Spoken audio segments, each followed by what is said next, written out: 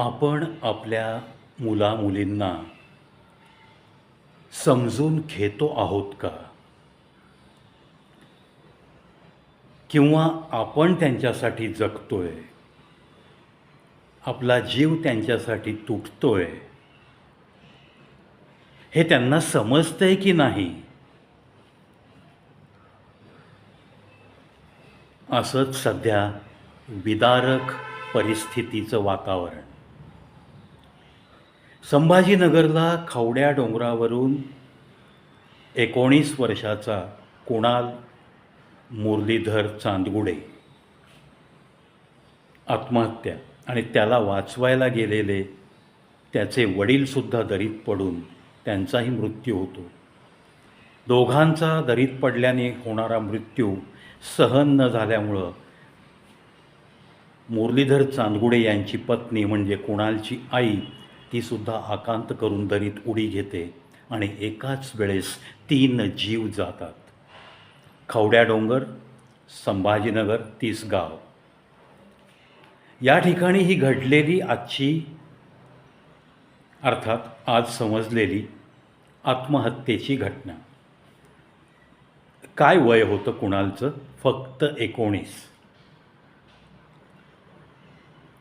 मग आता ह्याच्यामध्ये चूक कुणालची, पालकांची, समाजाची, का मग कुणालचं सोशल मीडियावरती रमून जाणं?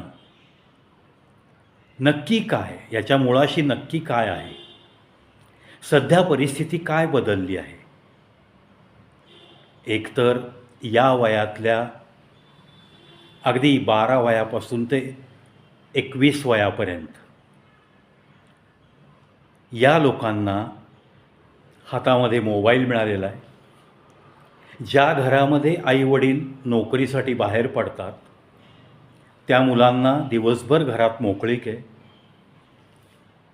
आईवडिलांना आपला बाल्य, आपला मुलगा, आपली मुलगी जी या वयोगटातली आहे ते लोक त्यांच्या मोबाईलवरती नक्की काय काय पाहतात,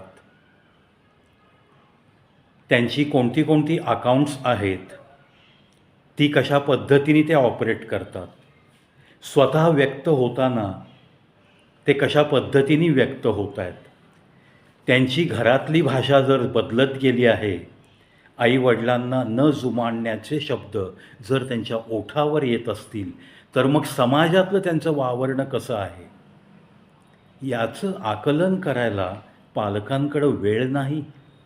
पालकांकडं वेळ नाही ही सबब आहे. कारण झालंय काय, पालकांचे सुद्धा 2-3 तास मोबाईलमध्येच जात आहेत, ही वस्तुस्थिती आहे. पालकांना सुद्धा रक्ताच्या किंवा बनलेल्या नात्यांपेक्षा या आभासी जगातल्या नात्यांच्या विषयी जास्त काळजी आहे.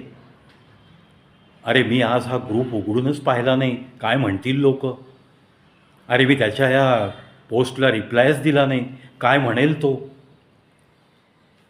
अशा सगळ्या पालकांच्या सुद्धा काळजा जेव्हा पाहतो आपण तेव्हा मन खिन्न होऊन जातं. असे पालक आपल्या पाल्याकडं काय लक्ष देणार? त्याच्यातूनच मग या कुणालसारखी मानसिकता जन्म घेऊ लागली आहे असं माझं तरी ठाम मत आहे. वास्तविक पाहता आत्महत्या करण्याचा विचार केलेला व्यक्ती हा त्या आत्महत्येच्या स्पॉटवर एवढा वेळ रेंगाळत नाही. या बातमीमध्ये असं समजतंय की सकाळी 10 वाजता कुणाल त्या स्पॉटला पोहोचला. लोकांना जाणवलं की याचं काहीतरी चित्त निराळं आहे. लोकांनी अडवण्याचा प्रयत्न केला, त्यांनी क्रॉस क्वेश्चन केले. माझा हा शेवटचा निर्णय असं तो लोकांना बोलत होता. कुणीतरी आईवडिलांपर्यंत पोहोचलं, पोलिसांपर्यंत पोहोचलं, सरपंच वगैरे आले. त्या सगळ्यांनी ओरडून त्याला समजावण्याचा प्रयत्न केला. आईच्या तो सतत संपर्कात होता. मे बी फोन होता का त्याच्याकडं, आता सगळं ते नंतर बाहेर येईल. आईसुद्धा त्याला समजावण्याचा प्रयत्न करत होती. बाळा असं नको करू, हा निर्णय योग्य नाही. तू म्हणेल ते ऐकू आम्ही वगैरे वगैरे जे काय समजावण्याचा प्रयत्न करतो व्यक्ती, ते सर्व काही प्रयत्न प्रत्येक व्यक्तीने तिथं केलेले होते. एकतर तो डोंगराचा कडा, त्याच्यामुळं त्याच्या जवळ जाण्याचं कोणी धारिष्ट्य करत नव्हतं. कदाचित तो धमकावत असेल, कोणी जवळ याल तर मी आत्ताच उडी घेईन. अशा गोष्टी करत करत सकाळी 10 ते दुपारी 1 वाजेपर्यंतचा कालावधी गेला आहे. शेवटी वडिलांना जन्मदाता तो, त्याला राहवलं नाही. तो एका छुप्या रस्त्याने त्या डोंगरावर पोचला. त्याच्या जवळ जाऊन त्याला धरून ओढावे अशा इराद्याने तो कदाचित गेला असेल. पण या कुणाल चांदगुडे याचा इरादा इतका पक्का होता की तो वडिलांनी त्याला धरण्याच्या वेळेसच त्या कड्यावरून खाली पडला. त्याला वाचवता वाचवता मुरलीधर चांदगुडेंचाही पाय थोडा सटकला आणि ते सुद्धा दरीत पडले. म्हणजे मुलाचा जीव वाचवण्यासाठी गेलेला बापसुद्धा त्याच दरीत कोसळून त्याचाही प्राण जावा. आणि ही गोष्ट असह्य होऊन आईनेसुद्धा त्या दरीत उडी घ्यावी. अतिशय करुण अशी कहाणी. कधीही असं ऐकण्यात नव्हतं. म्हणजेच या कुणालची आत्महत्या, त्याच्या डोक्यात आलेला हा विचार कुटुंबातल्या 3 व्यक्तींना घेऊन गेला.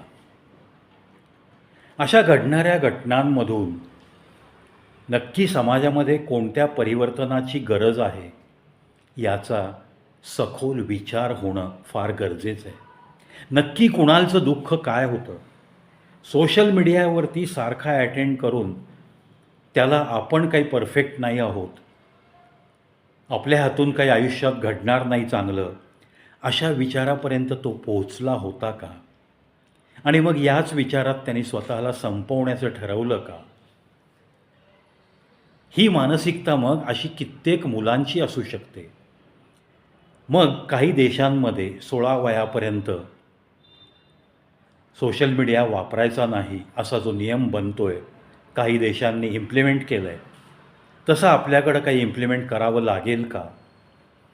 अर्थात कुणालचं वय 19 होतं, त्यामुळं बऱ्यापैकी समज असलेला तो मुलगा आहे हे निश्चित दिसत होतं. तरीसुद्धा तो त्याच्या निर्णयापासनं इतक्या लोकांनी समजावून सांगितल्यानंतरसुद्धा ठाम राहतो निर्णयावर आणि शेवटी तो स्वतःला संपवतो. ही मोठी शोकांतिका वाटते. आपण बऱ्याचदा म्हणतो की आत्महत्या करायला चाललेल्या व्यक्तींनी 10 मिनटं कोणाशी तरी समोर जाऊन मन मोकळं करावं.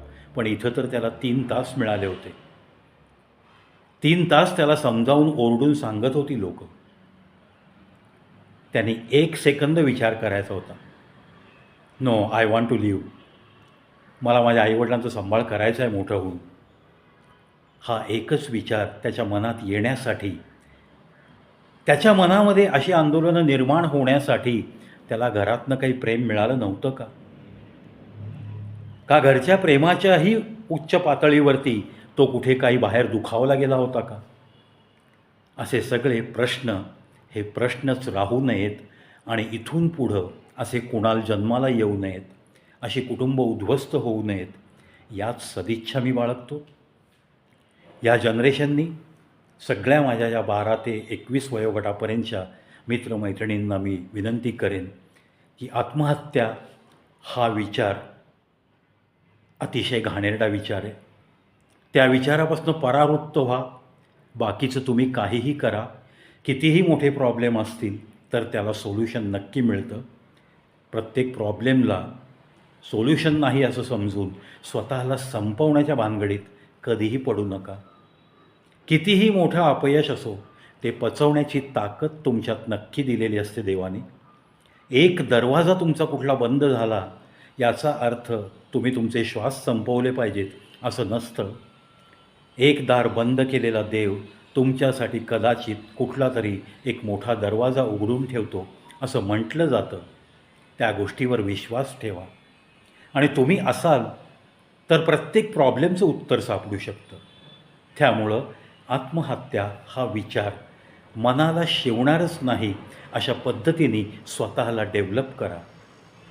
काहीतरी आपल्याला बनवून दाखवायचं आहे ही ठिणगी मनात सतत पेटलेली असू द्या. याच विनंतीसह या व्हिडिओत अतिशय खिन्न मनाने, संवेदनशीलतेने चांदगुडे परिवारासोबत कवी प्रवीश शो नक्की आहे.